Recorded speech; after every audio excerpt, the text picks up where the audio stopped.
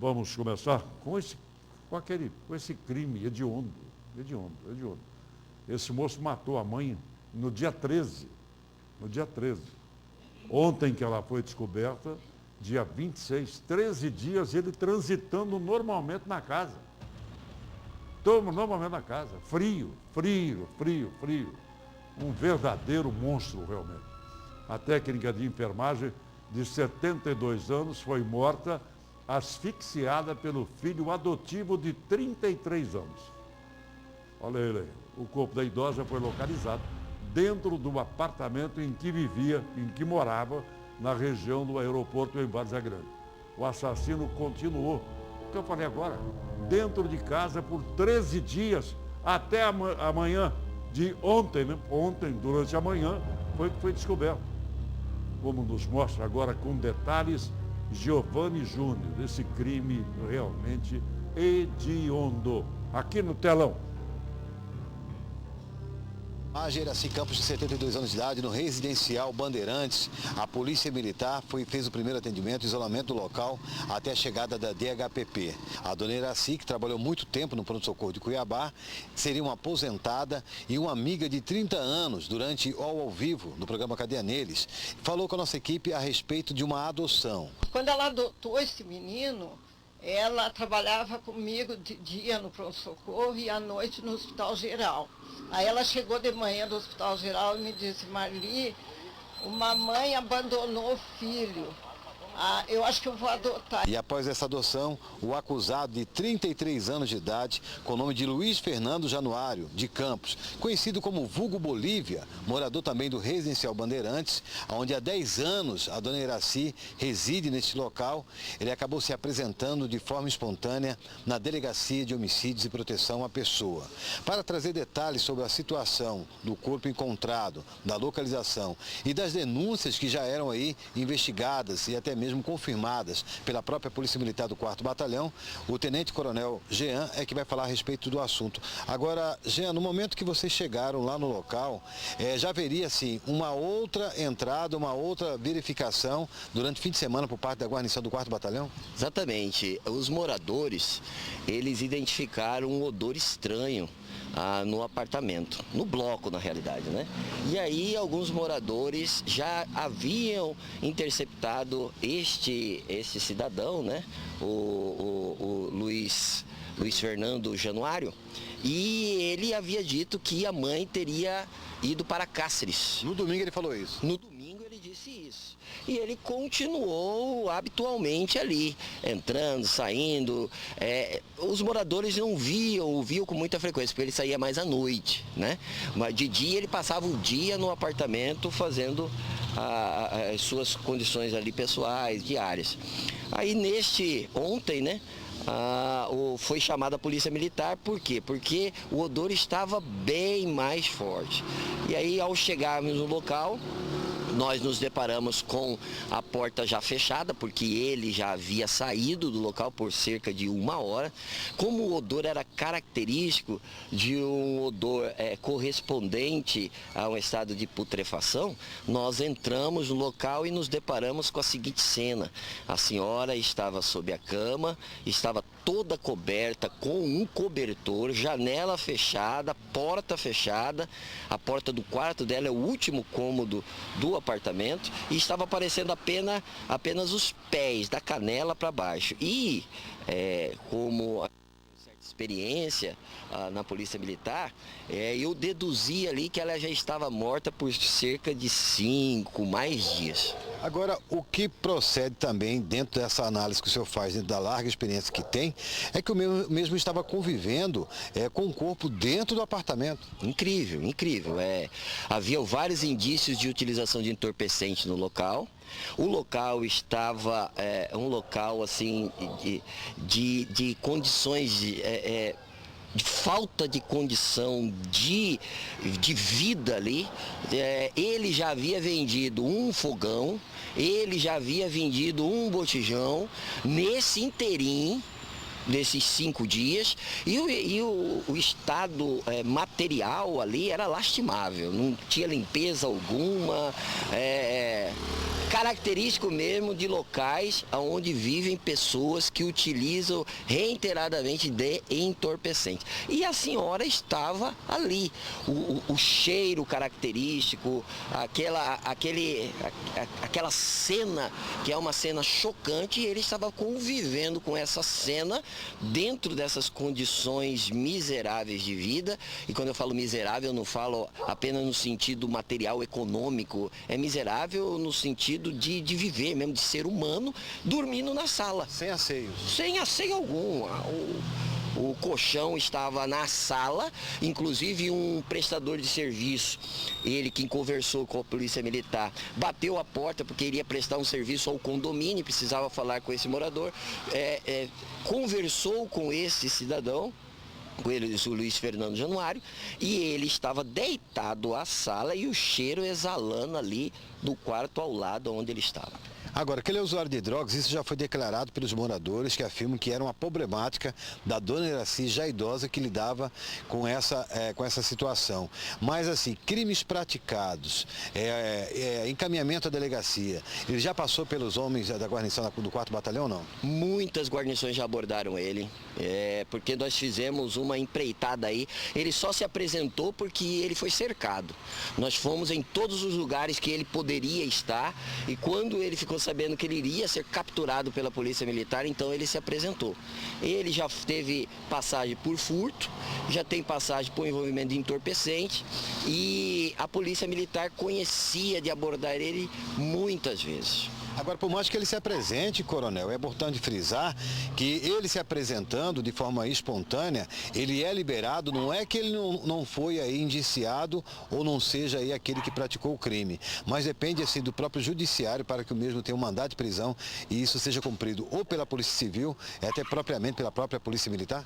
Exatamente, a apresentação espontânea, ela inibe o flagrante, né? Porque ele se apresentou, no fato dele se apresentar, o flagrante, a instrumentalização do flagrante, ela é inibida em razão desse ato voluntário dele. Entretanto, prisão preventiva, decretar a prisão preventiva dele, né, pode ser feito através de uma representação da autoridade policial judiciária. O senhor, com mais de 20 anos de polícia, já se deparou com um caso como esse ou é a primeira vez? Olha, eu já me deparei, até muito bacana e importante você perguntar isso, eu já me deparei com vários casos deploráveis. E à medida que a gente vai trabalhando, eu tenho 25 anos de instituição, e a gente vai se deparando com situações onde a droga entra, onde a droga permanece e onde a droga não é expulsa ou pela ação do Estado ou pela disposição de pessoas mesmo em pegar essa pessoa e fazer o possível para que essa pessoa saia da droga, ela invade o contexto familiar, ela destrói.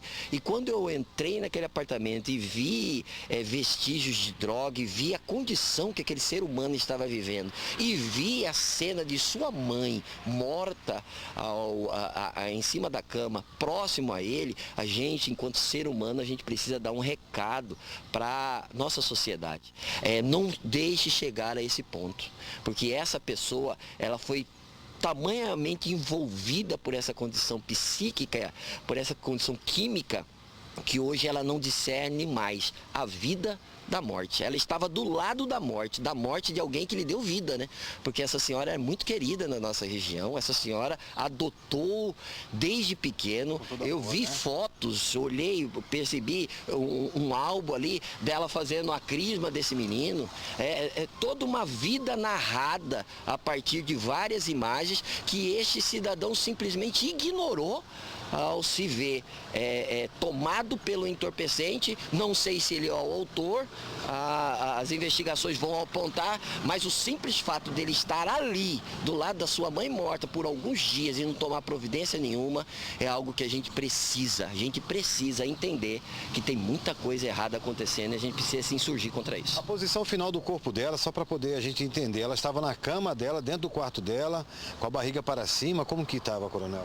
Eu não puxei o lençol para não contaminar o local de crime, né? Mas o que se percebe ao observar é que ela estava de barriga para cima, né?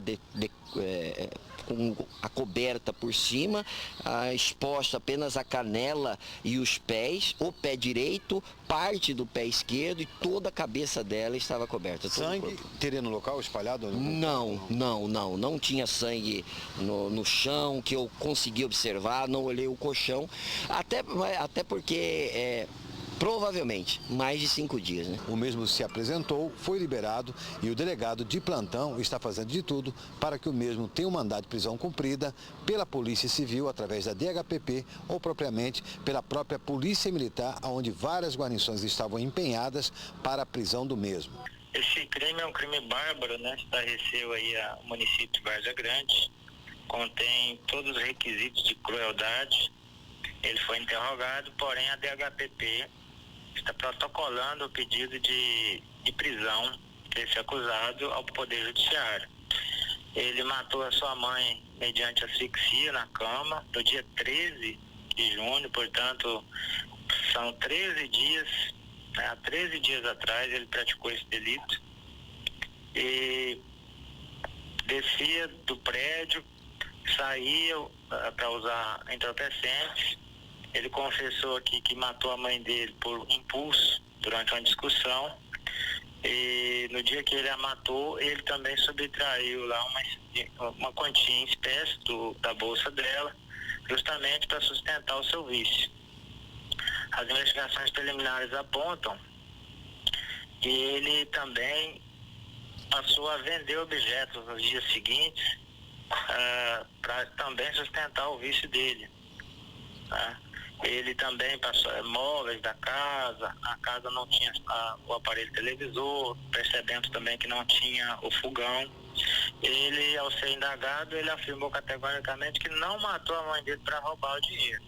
Ele afirmou que matou a mãe por impulso durante uma discussão e que somente depois se apoderou desse dinheiro que estava em uma bolsa no outro quarto do apartamento. Então, é um crime extremamente brutal, extremamente insensível. Ele permaneceu na casa nos dias seguintes, almoçando, fazendo suas refeições, como se nada tivesse acontecido.